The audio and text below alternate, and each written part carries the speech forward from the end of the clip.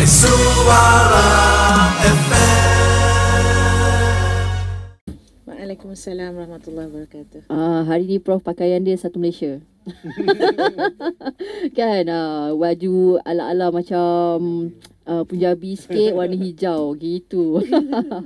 Okey, Prof, mungkin sebab kita pun sendiri tidak berapa mengenali Prof, jadi mungkin Prof boleh cerita sedikit latar belakang Prof, dah berapa lama dalam bidang undang-undang ni. Saya sebenarnya takut je berhadapan dengan orang-orang undang-undang ni tau.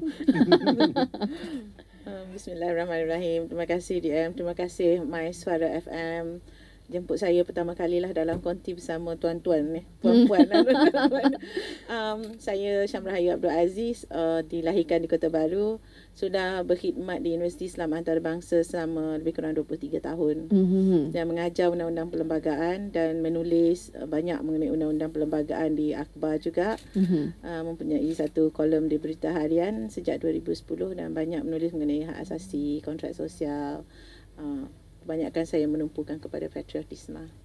Patriotisme. Okey, bila kita cakap tentang soal patriotisme ni, Prof sendiri orang yang sangat pakar dalam hal undang-undang. Mungkin Prof boleh kaitkan sikit tentang perlembagaan ini dengan semangat kenegaraan yang semakin luntur di kalangan masyarakat Malaysia. Adakah disebabkan kita ni gagal untuk memahami undang-undang, perlembagaan, ataupun kita ni tidak tahu tentang info berkenaan dengan perlembagaan, atau tak ada info, ataupun kita sendiri terlalu banyak sangat pendedahan globalisasi di luar sana yang menyebabkan kita rasa soal patriotism ini semakin lemah di kalangan masyarakat Malaysia. Ni soalan dia. Hebatlah soalan DM ni. Macam mana nak panjang tu. Tak apa, kita ringkaskan lah. Tapi saya fikir yang kita faham ini ialah apa puncanya yang kita nampak secara rambang lah. Kita nampak bahawa generasi baru ni agak lemah lembut lah dalam sikap patriotismenya itu. Bagi saya banyak faktor sebenarnya. Apabila kita merdeka tu, kita tidak rasa itu sesuatu yang penting bagi kita. Itu yang jadi saya fikir kurangnya semangat untuk kita mencintai negara tu dengan lebih sempurna dan lebih jitu. Jadi faktornya mungkin pertama lah, saya kata kita lihat kepada pendidikan sejarah lah. Maknanya untuk kita mengenali dan menyayangi tu, kita mesti, untuk kita menyayangi sesuatu, kita hendaklah mengenali dulu. Tak kenal maka tak cinta, itu biasalah. Itu jadi peribahasa kita dahulu. Begitu juga dengan negara. Maknanya kita tidak tahu pahit maung semasa kita mencapai kemerdekaan dahulu. Bagaimana susahnya mencapai kemerdekaan, bagaimana susahnya hidup dalam darurat, bagaimana susahnya hidup di bawah penjajahan. Dan kita tidak rasa itu. Dan saya fikir perkara yang pertama yang paling kita perlu tekankan ialah memahami sejarah negara. Itu yang menjadi faktor utama untuk kita lebih menyayangi negara tu. Tapi kalau kita tengok sekarang ni, mungkin kalau kita tidak menjaga soal patriotism ini, mungkin tak lama lagi kita akan kembali pada zaman yang suatu ketika dulu. Nak rasa sangat kan. Mungkin minta jauh lah. Kita minta jauh lah kan. Tapi dia sebenarnya doktor boleh berlaku sebab kita panggil apa, penjajahan bentuk baru kan dan budaya yang berlaku di globalisasi kan. Dan kalau kita tak tanganinya, mungkin Malaysia, rakyat Malaysia yang muda akan terjerumus semula dalam penjajahan bentuk baru lah. Kalau kita lihat gitu, macam penjajahan minda pemikiran tu dalam konteks globalisasi ni, memang kita tak boleh tahan ombak globalisasi tu. Kalau dulu kita berhubung negara dengan negara, sekarang ni kita tweet je seluruh dunia boleh dengar, boleh tengok. Jadi hubungan antara individu dengan individu, kita boleh berhubung dengan orang di UK dalam masa 1 second pun kan. Jadi di sini apa yang penting bagi kita tidak boleh menahan ombak yang datang itu. Tapi kita memerlukan perisai untuk menghalang daripada ombak itu menejah kita kan. Jadi kita memerlukan satu benteng untuk kita tegakkan negara kita ini, tegakkan budaya kita, tinggikan patriotisme kita. Jadi satu bentuk jati diri itu kita perlukan. Kalau kita tidak ada, saya selalu sebut, kalau kita tidak ada pedang untuk melawan, kita sediakan perisai untuk bertahan. Ini sangat penting. Kita tak boleh melawan arus ombak globalisasi ini kan. Jadi itu penyelesaiannya ialah kita bina jati diri. Bagaimana kita membina jati diri supaya kita mengenali diri kita dulu, barulah kita boleh menyayangi dan meneruskan kelangsungan kedaulatan kita ni. Yelah, mungkin macam satu ketika dulu Emiria Arab Bersatu pernah menyatakan bahawa kita tutup Facebook, kita halang penggunaan komunikasi luar, kita tutup YouTube supaya mereka tak perlu dapat hasil luar. Adakah Malaysia pun satu hari nanti nak kena buat macam tu juga ke macam mana? Seolah-olah macam itu pun jadi soalan lah sebab ombak globalisasi, ombak hak asasi kan, hak untuk mendapatkan informasi tu semua. Tapi tidak mustahil setengah negara seperti China buat kan. Dia menyekat tu. Tapi kita dalam demokratik ni kita tidak melakukan itulah kan. Dan kita lebih menghormati hak individu itu kan, hak-hak orang kita tu. Tapi itulah yang kita macam di Singapura juga mereka meletakkan satu syarat. Contoh dan kita nak buat website ni semua kena dapatkan lesen untuk membuat informasi bercakap mengenai Singapura. Awak mesti dapatkan satu lesen bahawa awak memang layak untuk bercakap mengenai Singapura. Jadi yang pentingnya sekarang kita Malaysia tidak boleh buat macam tu. Dan kalau kita sebut macam tu rakyat dah sudah marah kan. Dia marah. Marah apa nak sekat-sekat kan. Tak boleh ya. Lepas tu jadi apa yang kita perlu buat ialah membentuk jati diri rakyat Malaysia itu supaya apa juga berkaitan dengan negara, kita sanjung negara kita. Apa juga masalah kita ada dalam negara, kita selesaikan masalah negara kita. Jangan bawa kat luar. Jangan minta bantuan asing semua tu kan. Jangan pergi burukkan negara dekat negara kita di luar negara. Ni bukan kalau kita pergi interview dekat dekat luar negara, stesen TV antarabangsa ke apa, burukkan negara. Itu sesuatu yang tidak ada patriotisme lah. Dia tidak ada semangat menyayangi negara lah. Okey, itu dia. Kita banyak sebenarnya yang kita nak bincangkan dengan Prof ni kalau ikutkan ni. Dan kita tahu tentang soal kenegaraan ni, macam kita katalah, cerita dalam kelambu, jangan cerita dengan orang. Kan dalam kelambu je. Okey, pastikan anda terus bersama dengan MySuara FM. Kita akan sambung lagi perbincangan kita bersama dengan Profesor Madya Dr. Syam Rahayu Abdul Aziz. Terus dengar MySuara FM, Citra Generasi Informatif. Ini 2.19 minit petang, kita masih lagi bersama dengan Profesor Madya Dr. Syam Rahayu Abdul Aziz, seorang pakar undang-undang, pakar perlembagaan. Boleh saya gelarkan macam tu? Tepat Okey, bila nak cakap tentang soal perlembagaan ini, kalau kita cakap sekarang ni di media masa, kalau satu ketika dulu kita tak pernah risau tentang isu perkauman langsung. Tapi sekarang ni bila di media masa kita tengok banyak sangat cerita-cerita tentang perkauman, orang ini bergaduh dengan orang ni, bangsa ni bergaduh dengan bangsa ini. Kadang-kadang disebabkan perkara yang sekecil-kecil tidak. Tentang soal makanan pun boleh jadi isu. Jadi agaknya Prof, macam mana Prof melihat perkembangan yang tak sihat ni dalam masyarakat kita ni semenjak rumenjak ni. Saya fikir sejak 2008 kita nampak 2 adakah disebab mungkin disebab ada kaitan dengan pemansuhan Akta Sahausutan ke contoh, atau mungkin sebab budaya macam kita yang lebih terbuka. Macam kita terperanjat tahun lepas apabila sekolah Islam ingin, sekolah kebangsaan ingin membuat acara untuk umat Islam, untuk pelajar Islam bersembelih contohnya, orang kecam, padahal itu sebagai tuntutan Islam kan. Dan kita ada di Malaysia contoh begitulah. Jadi sensitiviti Islam dan sensitiviti bagi kaum di Malaysia itu tidak dijaga semenjak rumenjak ni kita lihat fenomena tu. Ya, saya pun sedar lah. Saya fikir rakyat Malaysia pun tahu kan. Maksudnya khalayak sudah nampak keadaan itu. Apa faktor sebenarnya? Bagi saya hilangnya sensitiviti, hilangnya rasa hormat tu. Terhakis lah nak katakan hilang semua tu. Tidak semua lagi rakyat Malaysia ni begitu kan. Berkata terhakisnya perasaan hormat antara kaum tu, antara agama. Tapi kalau kita lihat kepada kedudukan perlembagaan, dia sangat cantik. Kalau bercakap mengenai kedudukan agama Islam, cakap mengenai Melayu, orang kadang-kadang lupa bahawa perlembagaan juga menjaga keistimewaan ataupun kepentingan munasabah untuk kaum-kaum lain. Jadi dia kita guna formula aman dan harmoni.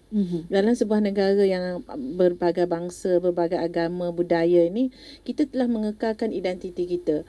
Contohnya identiti kita tidak ada proses asimilisasi. Kita tidak ada memelayukan orang. Maknanya sesiapa saja layak duduk di Malaysia dan layak menjadi warga negara Malaysia dan mengekalkan identiti. Ini yang kita sangat cantik di negara kita dan kita menjadi contoh banyak negara lain kan.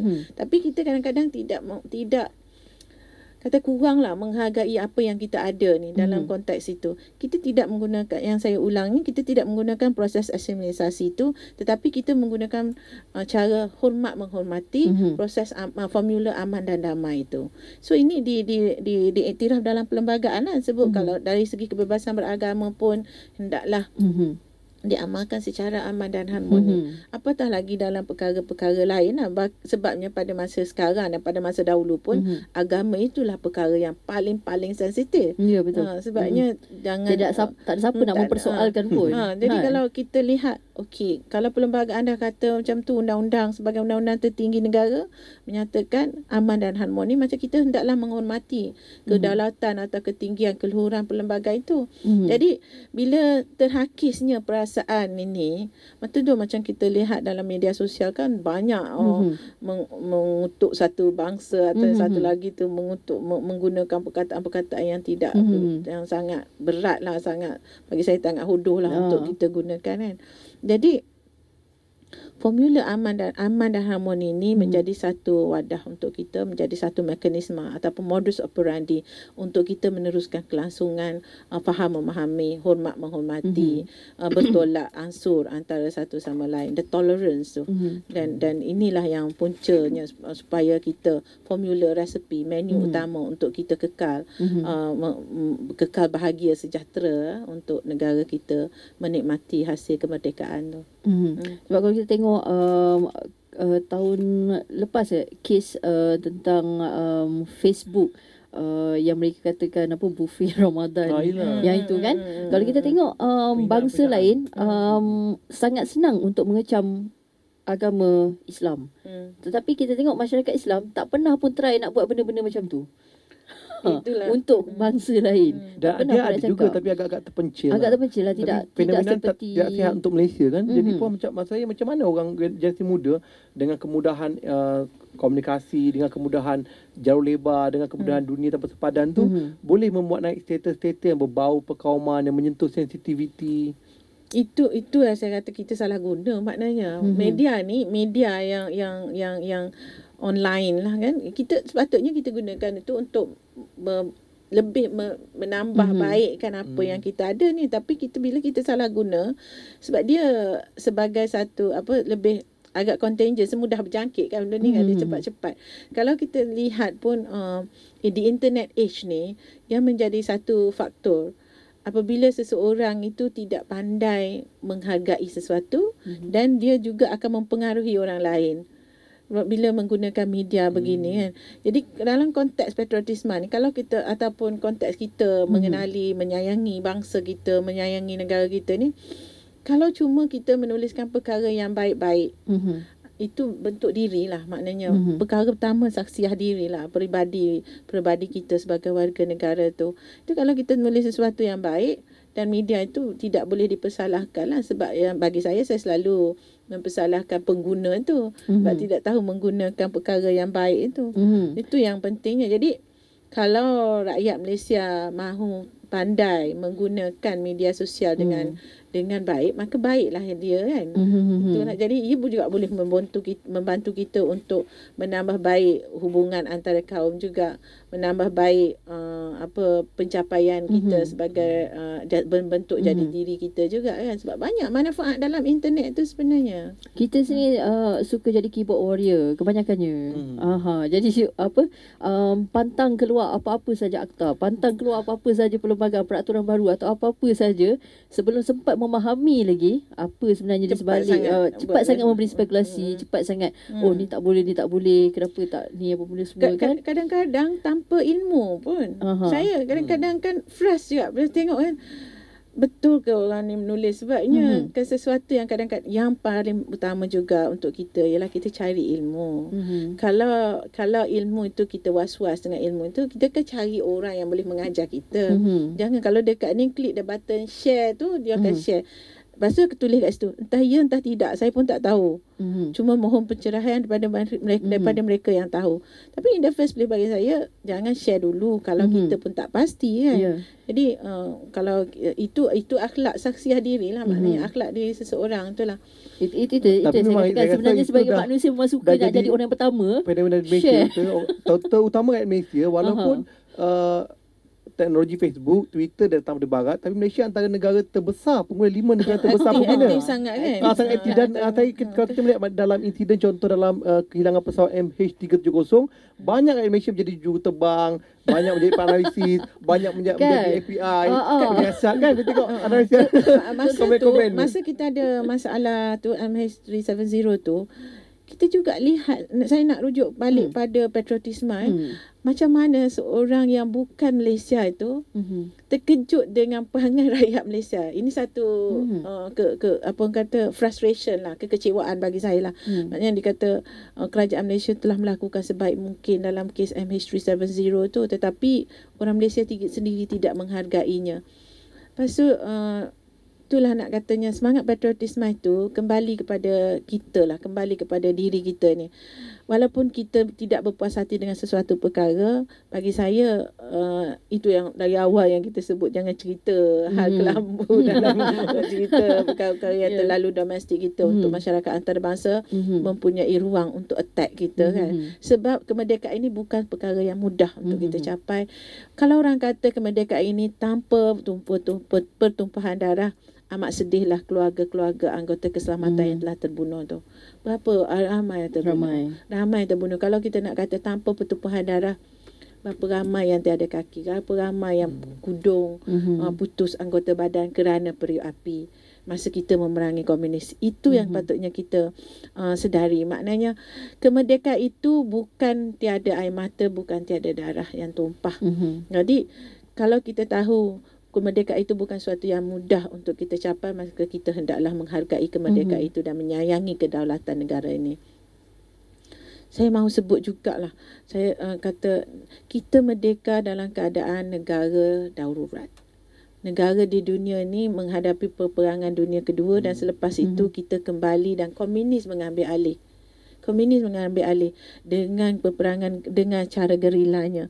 Kita merdeka pada tahun 1957, lebih kurang 10 tahun setelah British membuat deklarasi darurat pada tahun 1948. Kita sedar atau kita tidak sedar berapa banyak nyawa yang mati ataupun berapa banyak anggota pasukan keselamatan yang hilang, berapa banyak darah yang tumpah, berapa banyak air mata yang gugur.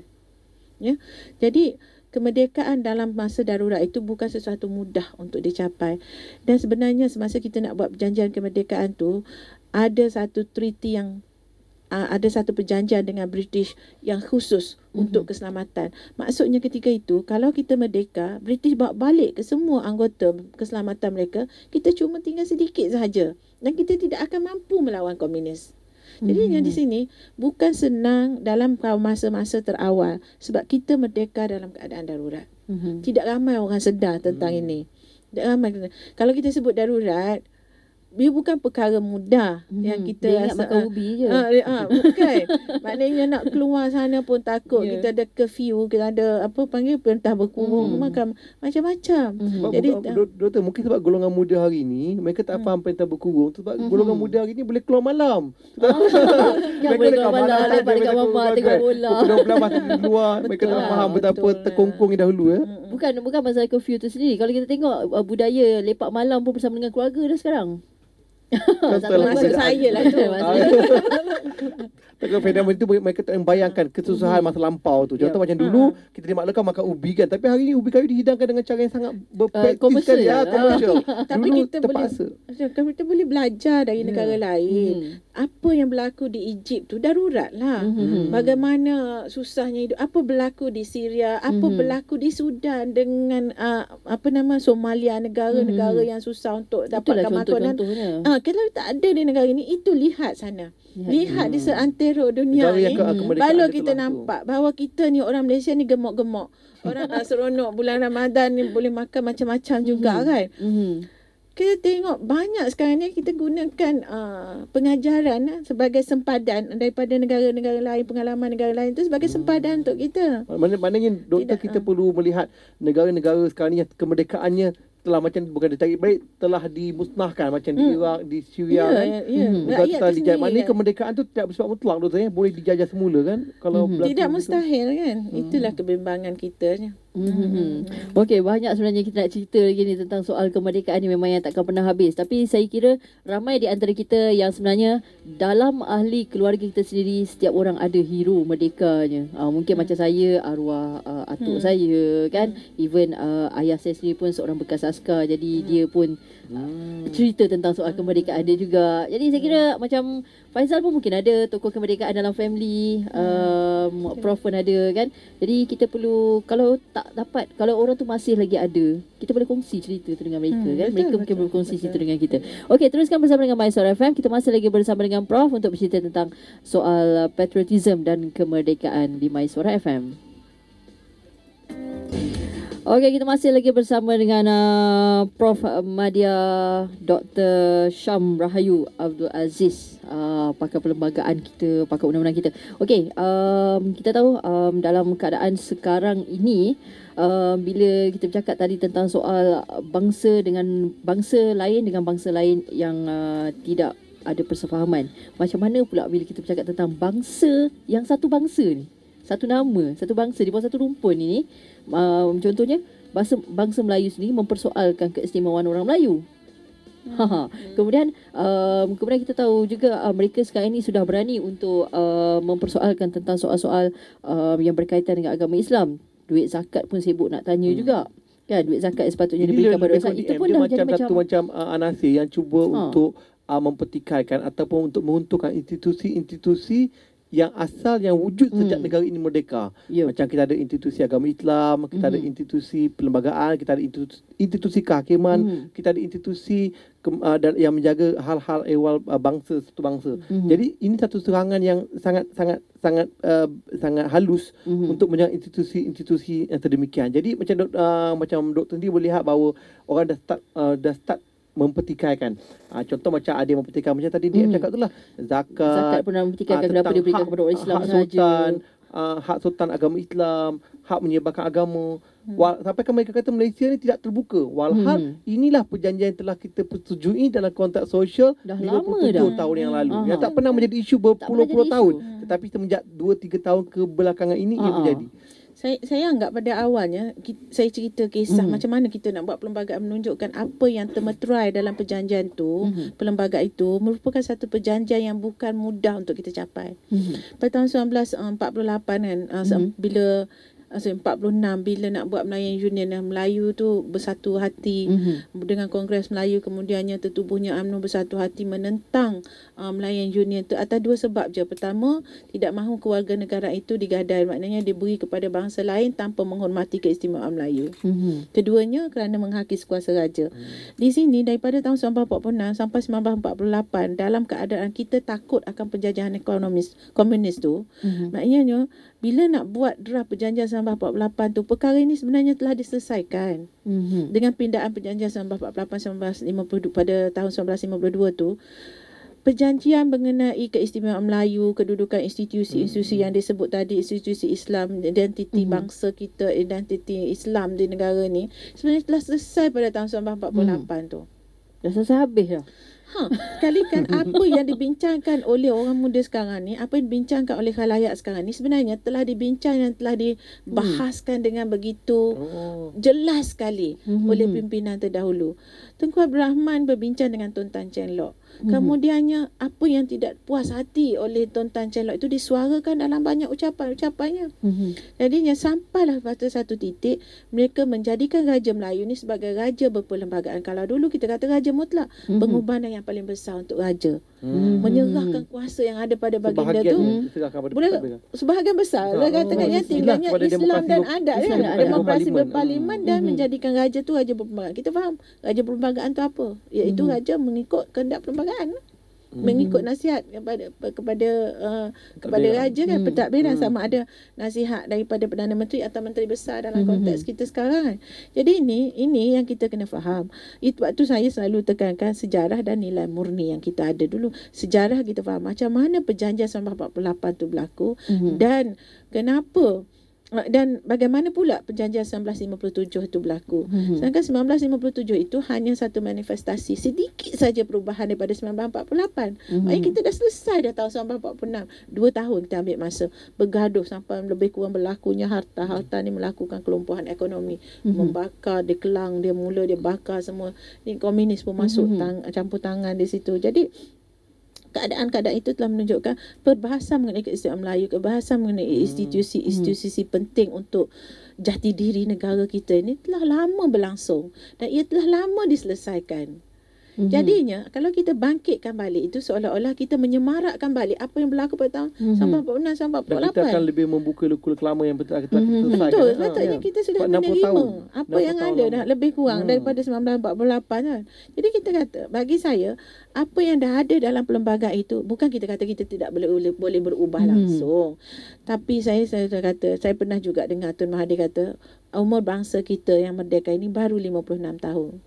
Kalau ia seorang lelaki atau seorang wanita, dia masih lagi sihat, sejahtera, dan masih lagi muda untuk memahami kematangan sebuah tamadun. Daripada umur 56 tu masih muda. Kalau kita tengok macam negara Amerika dah 200 tahun lebih. Dah sangat maju. Britain 400 tahun lebih. Maknanya dalam dia membina negara dia, identiti dalam masa 200 tahun. Kita 56 tahun. Kita boleh aman masih muda dah rapuh tu So kita tengok negara lain yang merdeka seangkatan dengan kita ataupun lebih awal sikit daripada kita, sebab kita ni agak terlambat sikit juga. Ya, mereka tidak mencapai keadaan yang kemakmuran dan kesejahteraan seumpama Malaysia. Ya, kerana dengan kita pergilah lawat negara-negara lain, tengok dengan pembangunan fizikalnya, dengan kebolehan rakyatnya, kebijaksanaan rakyatnya terkenal seluruh dunia. Kalau tidak, macam mana United Nations mengiktiraf askar polis kita? Dia kita tahu bahawa negara kita ni mencapai pada satu titik yang tinggi dalam dunia ni. Walaupun negara Malaysia ini cuma satu noktah yang kecil atas peta dunia kan, kita banding negara-negara lain ni, tapi kenapa negara yang kecil ini begitu terkenal di dunia? Bahkan dalam OIC kata antara negara-negara Islam ni kan, Malaysia adalah memang dikenali. Kalaupun adalah yang mungkin tak kenal Malaysia tu, tetapi dari segi keseluruhannya Malaysia dikenali. Dari segi bidang sukanya, Piala Thomas kurang-kurangnya kalau tak dapat pun kita dikenali. Dah pernah memegang Piala Thomas. Pesaing hebat lah. Pesaing hebat, betul. Ditakutilah tunggu Piala Dunia lah. Piala Dunia. Kalau kita lihat dalam negara Islam juga Doktor, kita lihat bahawa institusi yang Malaysia asaskan dulu seperti tabung haji, hari ini diiktiraf sebagai salah satu badan pengelola terbaik untuk haji dan umrah di Tanah Suci Mekah. Dan kita menjadi contoh banyak negara. Contoh dalam bidang undang-undang, nak cerita pada khalayak bahawa Arab Saudi juga belajar daripada kita tentang undang-undang Islam. Prosedur dia macam mana? Maknanya nak tunjukkan dalam masa 56 tahun we have done the best. Untuk dibandingkan dengan negara-negara lain yang 200 tahun baru nak mencapai identiti kita 57 tahun lebih kurang. Pencapaian kita 57 tahun ni boleh katakan membanggakan. Untuk tahap umur sangat tu. syabas lah. Tapi sudah tentulah rakyat kita tidak sematang macam demokrasi di Amerika, sebab mereka telah 200 tahun lebih. Jadi kita memahami demokrasi itu sendiri, dan menjiwainya dengan baik. Kita ni mungkin seperti yang dikatakan, masyarakat Malaysia ni masyarakat kurang membaca.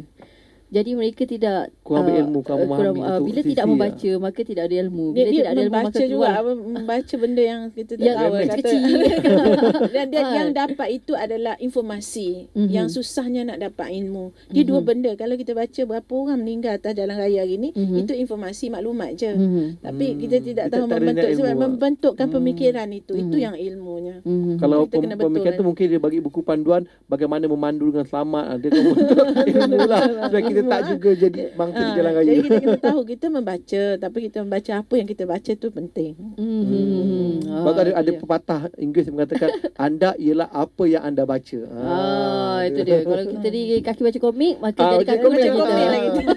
Ini sebab tu rakyat Malaysia baca kena majalah membaca jadi artis lah kita. buku-buku ilmu seperti yang mana buku yang doktor sendiri tulis, iaitu tentang kontak sosial, terbitkan oleh Institut Terjemahan.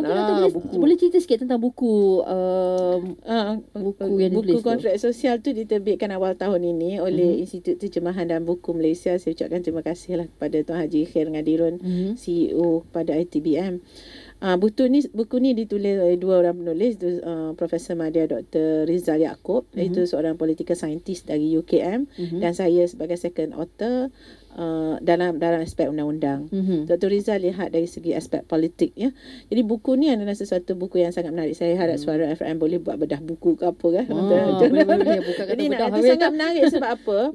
Sebab apa yang kita bincangkan mengenai kontrak sosial itu memahami tiap-tiap satu unsur tradisi yang kita ada, kedudukan agama Islam, kedudukan institusi raja, kedudukan kerakyatan dan kewarganegaraan tu, dan juga keistimewaan Melayu tu ada dalam buku tu. Yang pentingnya di sini kita melihat kepada sejarah yang dibuktikan dengan dokumen. Jadi dokumen-dokumen itu kita baca, lebih kurang 6,000 helaian kita baca dokumen-dokumen tu, supaya kita boleh menulis dan membentuk satu pemahaman yang jelas kepada rakyat Malaysia yang boleh mengikat kita kepada membentuk jati diri kita. Tidak kira apa agama, tidak kira apa bangsa, yang kita katakan apa yang kita capai melalui Perjanjian Persekutuan Tanah Melayu 1957 dan Pembentukan Perlembagaan Persekutuan 1957 itu adalah satu perjanjian untuk kita, supaya kita menghormati perlembagaan itu, sebab perlembagaan itu ada satu perjanjian menghormati. Kalau persoalkan sekarang yang kita untuk bincang tadi, tak ada soal banyak sangat ni, maknanya kita tidak menghormati perjanjian telah kita buat.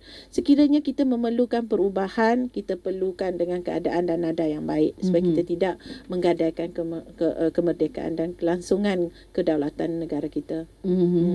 Okay, saya kira buku ni patut dipanjangkan, boleh dihantar ke setiap kampung kan, untuk orang-orang kampus ni membaca tentang kontrak sosial ni, sebab mungkin yalah, mungkin pada mereka nak dapatkan buku-buku ni agak susah kan. Jadi patut kita hantarkan dekat kampus ni. Kadang-kadang ada kat balai raya tu, letakkan kat balai raya tu, baca ramai-ramai. Golongan muda hari ni mereka tidak melalui zaman itu, tetapi kita boleh belajar melalui dengan penceritaan pada mak ayah, dan termasuk pembacaan pasti lebih baik. Sebab dah sudah tentu, macam saya sendiri atau DM, mak ayah kita ni bukan akademik, bukan tokoh sejarah, bukan pakar perlembagaan. Jadi membaca itu memberi bantuan kepada kita untuk memahami dengan lebih baik mereka tentang apa yang berlaku sejak awal-awal kemerdekaan negara kita. Dia orang tu hanya boleh bercerita sahaja apa yang berlaku, cerita umum kan, apa yang berlaku pada mereka kan.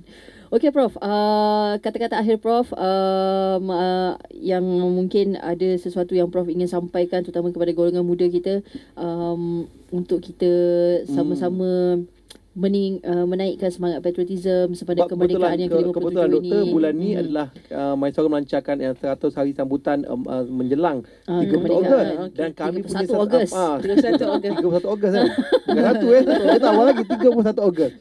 Dan banyak mendengar Mysore ini memang golongan muda atau pertengahan. Jadi mereka ni memang saya rasa pemilihan yang tepat lah membawa doktor yang dalam bidang perlembagaan untuk menasihat golongan muda ni, atau memberi kata-kata nasihat sebagai orang yang lebih berpengalaman dan lebih berilmu dalam bidang kenegaraan, perlembagaan dan patriotisme. Orang yang mengkaji perlembagaan ni.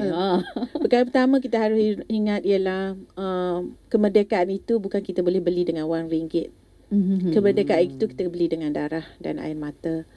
Satu perjuangan yang lemah tidak akan membolehkan kita merdeka. Jadi sudah begitu payah untuk mencapai kemerdekaan itu, maka sudah tentu begitu penting untuk kita menjaga kemerdekaan ini. Sebab kemerdekaan ini bukanlah sesuatu yang kita boleh jamin akan kekal sepanjang masa. Jadi kemerdekaan itu mungkin hilang kalau kita tidak menjaganya. Jadi ketahuilah bahawa kemerdekaan ini adalah sesuatu yang penting untuk kita terus menelusuri masa, dan juga membangunkan negara kita dengan keadaan dan memberi generasi akan datang kebahagiaan yang lebih, kesejahteraan yang lebih daripada yang kita nikmati sekarang.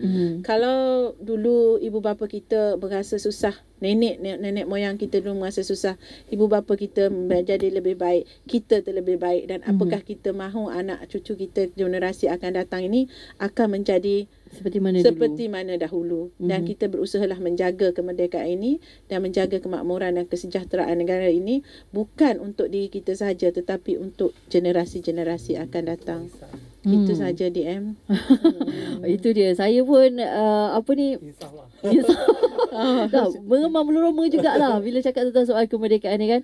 Okey, terima kasih kepada Prof Madya Dr. Syam Rahayu Abdul Aziz yang sudi datang ke Konti My Suara FM, yang sudi berkongsi dengan kita cerita tentang patriotism, perlembagaan dan segala-galanya. Dan kita harapkan semua pendengar-pendengar My Suara FM yang sedang mendengarkan kami ketika ini dapat iktibar daripada apa yang kita bincangkan hari ini. Kita nak kita jadi seorang rakyat Malaysia yang terus menerus mempunyai jati diri yang kuat dalam diri supaya kita terus membanggakan Malaysia dengan sesuatu yang terbaik yang kita hasilkan daripada diri kita. Jangan ditanya apa Malaysia sumbang kepada kita, tanya diri kita apa yang kita sumbangkan untuk Malaysia. Itu yang pentingnya. Okey, dan okay, terima kasih Prof dan juga Faizal Ridwan yang sudi bersama dengan kita hari ini. InsyaAllah kita akan jumpa lagi nanti ya. InsyaAllah. Mana tahu kita nak bedah buku tadi, kontrak sosial tadi kan. Dan kepada yang lain semua, teruskan bersama dengan My Suara FM, Citra Generasi Informatif. DM bagus. Hebat lah. My Suara